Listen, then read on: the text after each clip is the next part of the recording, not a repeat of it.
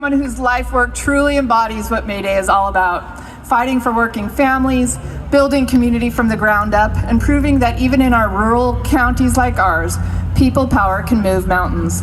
Steve Wilensky has spent 5 decades organizing for justice, from the lettuce fields to the Board of Supervisors to the forests of the Sierra. Whether he's negotiating union contracts for thousands of workers, restoring our public lands, or making sure no school or fire district is left behind, Steve brings vision, grit, and heart to everything he touches. He knows what it means to stand with working people because he always has. Please join me in welcoming a true leader, a builder, and a friend to the foothills, Steve Wilensky.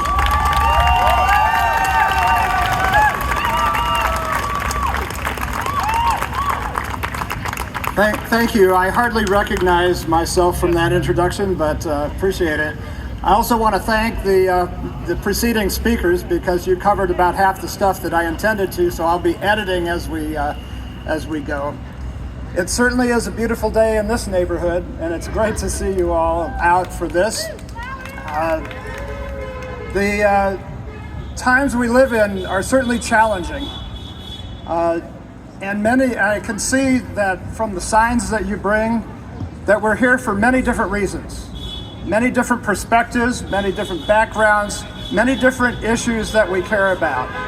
So I'd like to share some things that kind of triggered me into this moment. My heritage has led to some alarm bells in recent days. I'm harking back to the Weimar Republic and Hitler as the chancellor. But it creeps me out to hear the Orange Menace talk about a liberation day and fix tariffs on the rest of the world, because 3 days after Hitler was chancellor, he had a liberation day, he called it the same thing, and imposed tariffs on the rest of Europe. Beginning a whole series of sorry events. We also hear immigrants referred to as vermin and rapists and murderers. Same words that Hitler used.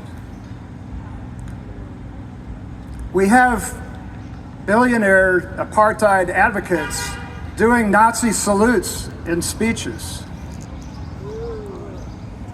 Our vice president went to Germany in the middle of an election and endorsed the crypto-fascist party there. We face distraction politics, where they spend millions, $250 million from one person in this last election. And a lot of those ads went to a couple of things they picked out as the victims du jour. And this is not uncommon among regimes that rise to power. They got to pick somebody to pick on early and make everybody else afraid that it might be them next. So we heard that the greatest threat to our young daughters, women who might go into sports, was a trans athlete. My God, you know what? Is that the biggest issue? And do you spend millions of dollars bringing that home? I don't know. We have another rumor that went out in the middle of the election in Ohio. And I lived in Springfield. So I know immigrants aren't eating our pets. But how many people came to believe that?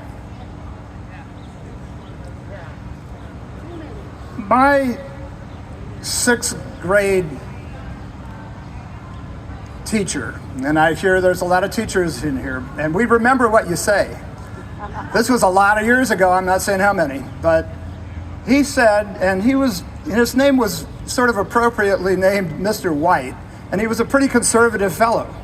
But at the time, the thing I remember, aside from hiding under our desks in case of nuclear attack, because we were right next to Moffett Field, and luckily we shut the curtains and covered our heads so that we wouldn't be harmed in the incineration that was coming.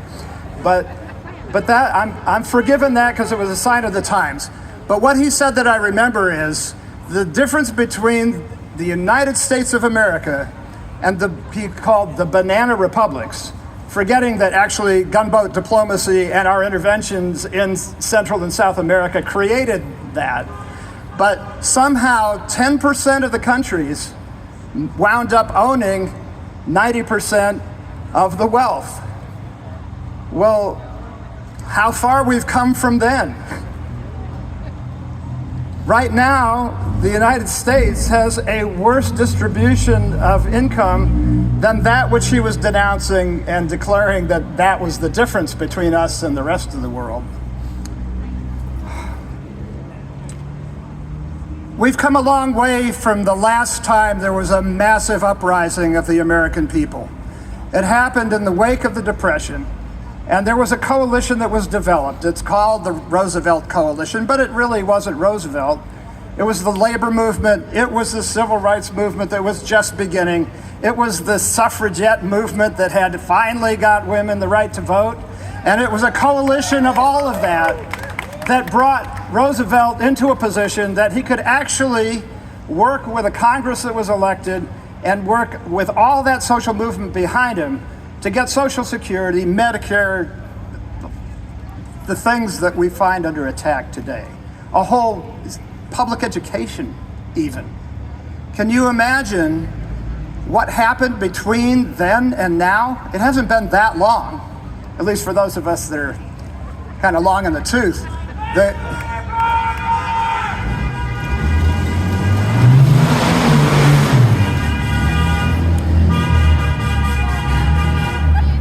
Just another brother in need of dialogue.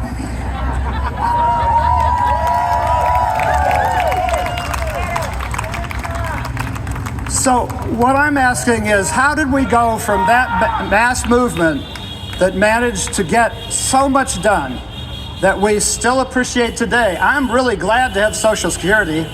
I'd be a mess without it. But I know some people are completely dependent on it. What happened is the opposition to this. They called all those reforms communism. They denounced it and never stopped. They're still with us.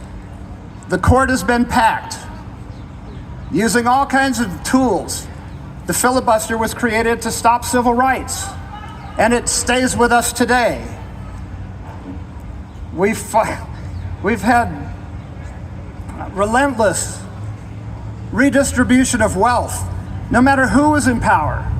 The consolidation of wealth in the hands of a few was then consolidated and codified by the packed Supreme Court that took Citizens United and equated money with power. No surprise that the Orange Menace is the product of such a history. But I would like to talk a little bit. Okay, I'm getting into my curmudgeonhood, all right? Gracelessly, but here I am. I can say things the way I feel them without much consequence. What more can y'all do to me? So, I want to talk about the Democratic Party. All right? And I'm a registered Democrat, all right? So I'm in solidarity, but I'm also wanting to analyze our history because some things have gone horribly wrong. We have squandered the coalition, the so-called Roosevelt coalition. We have turned our back on the very constituencies. How is it possible that labor now has a $7 an hour minimum wage, whether Democrats or Republicans are in power? How did that consolidation of wealth continue for generations? How did we wind up exporting our kids from rural places because there's no jobs and nobody paid attention? Did the Democratic Party abandon 85% of the landmass of the United States of America and give up on rural people who were part of, remember the Democratic Farmer Labor Party? Remember the Midwest? Remember Idaho being a place that elected progressive people? Even in the Vietnam War, Frank Church was one of the first people to speak out against it. The Midwest is not a bunch of dummies, and there's nothing wrong with Kansas. What there is wrong is that we have abandoned them to a one-party system, and now we're paying the price for it. The other thing that I'm concerned about the Democratic Party is that it underestimates rural people. Let me tell you how I see us.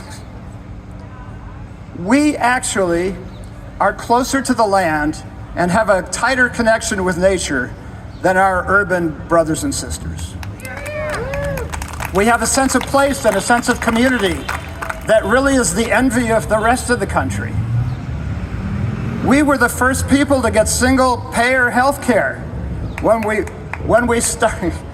Well, it's not quite what you think.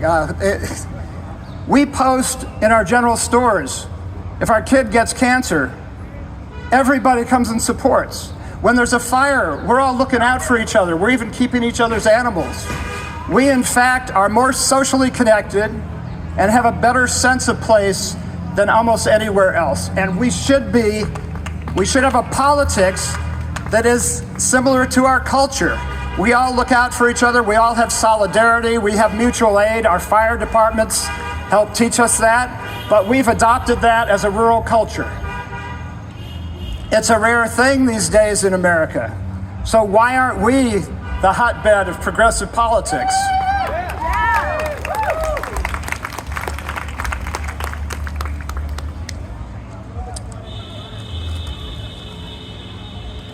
History teaches us some real lessons that we need to think about right now.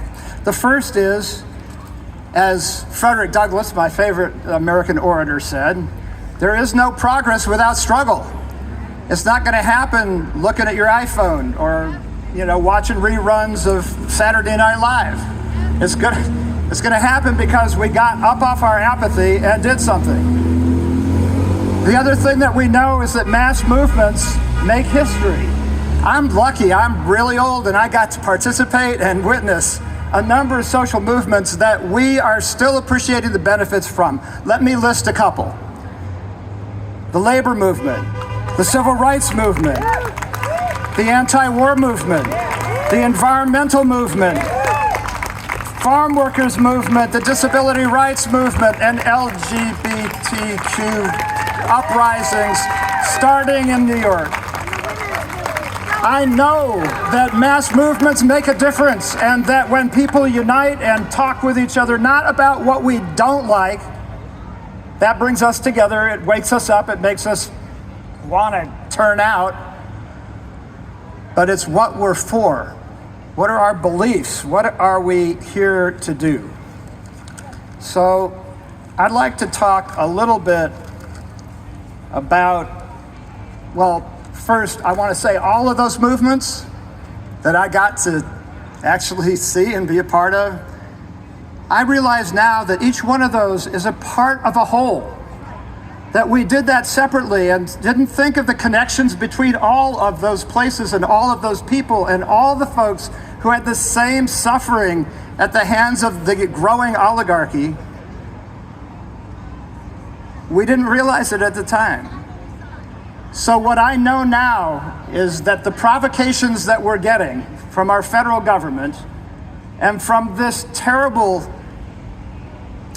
wealth is power moment is that they have chosen the next coalition. They've chosen the next mass movement. And all we have before us is to organize it, to be people who are part of that uprising. So what I wanted to do is, and please forgive me, I wanted to give you a list of the targets and the people who are being hurt and the organizations that are they're trying to eviscerate.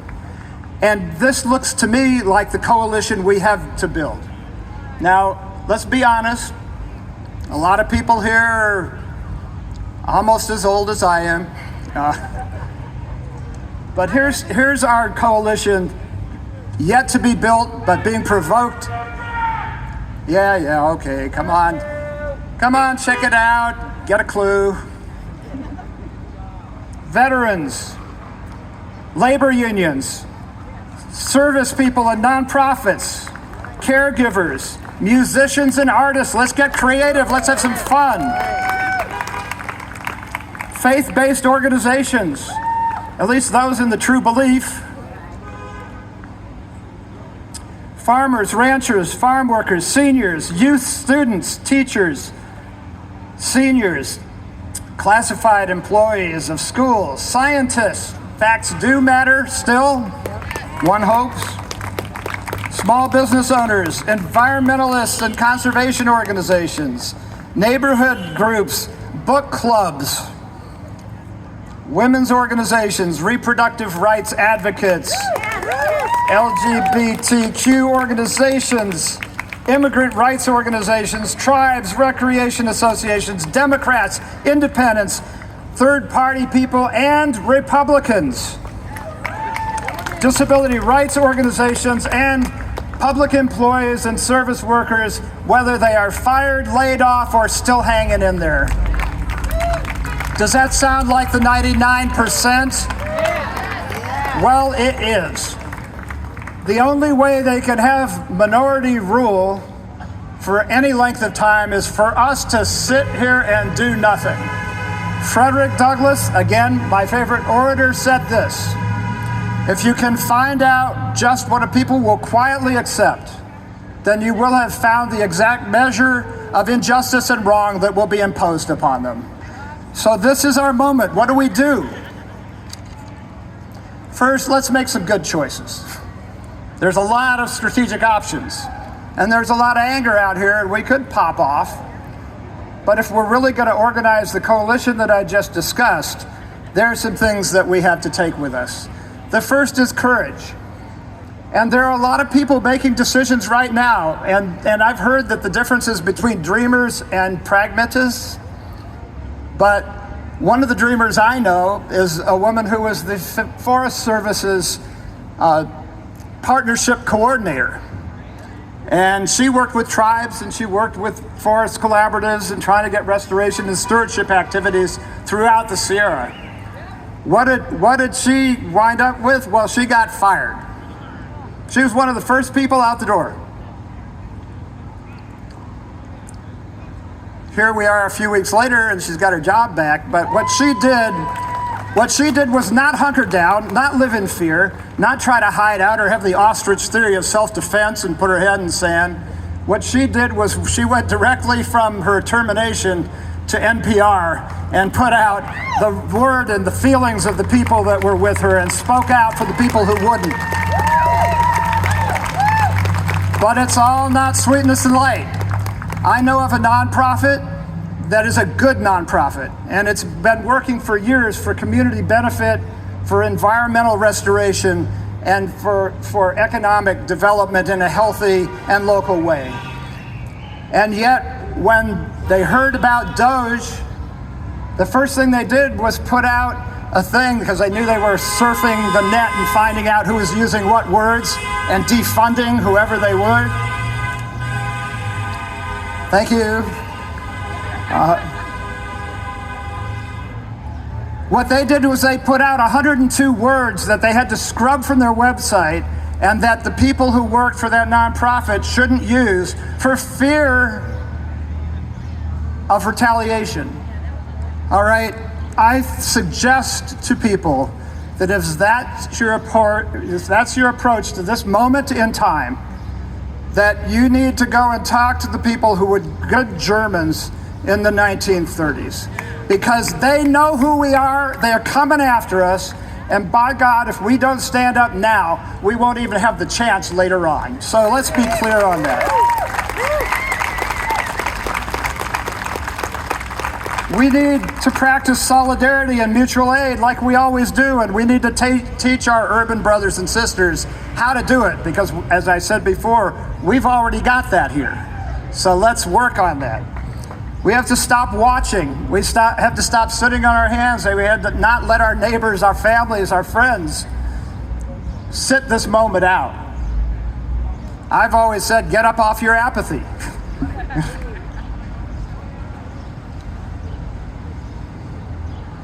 We have to have more tactical cohesion.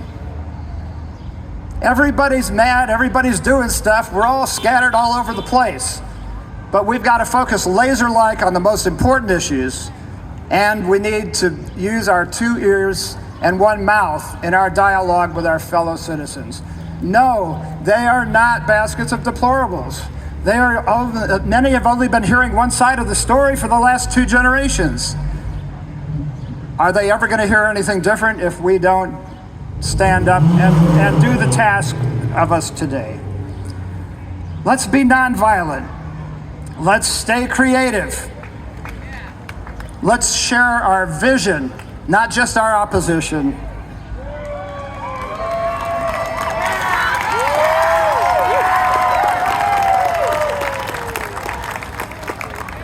And to conclude, this is a heck of a good start, but my suggestion to you would be go out and multiply. Thank you.